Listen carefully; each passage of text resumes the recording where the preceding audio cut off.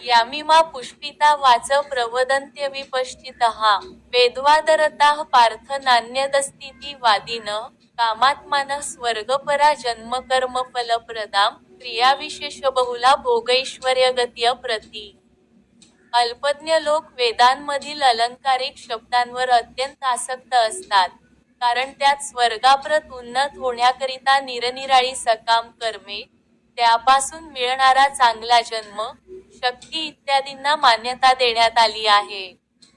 ऐश्वर्यशाली जीवन आणि इंद्रियतृप्तीची इच्छा असल्यामुळे ते म्हणतात की, याहून अधिक महत्त्वपूर्ण असे काहीच नाही. तात्पर्य: सामान्यतः लोक बुद्धिमान नसतात आणि अज्ञानामुळे ते वेदांमध्ये सांगितलेल्या कर्मकांड भागातील सकाम कर्मावर अत्यंत आसक्त असतात. स्वर्गलोकांमध्ये इंद्रियतृप्ती करून जीवनाचा उपभोग घेण्याव्यतिरिक्त इतर काहीही करण्याची त्यांची इच्छा नसते, कारण स्वर्गलोकामध्ये भौतिक ऐश्वर्य व मदिरा आणि मदिराक्षी सहजपणे उपलब्ध असतात.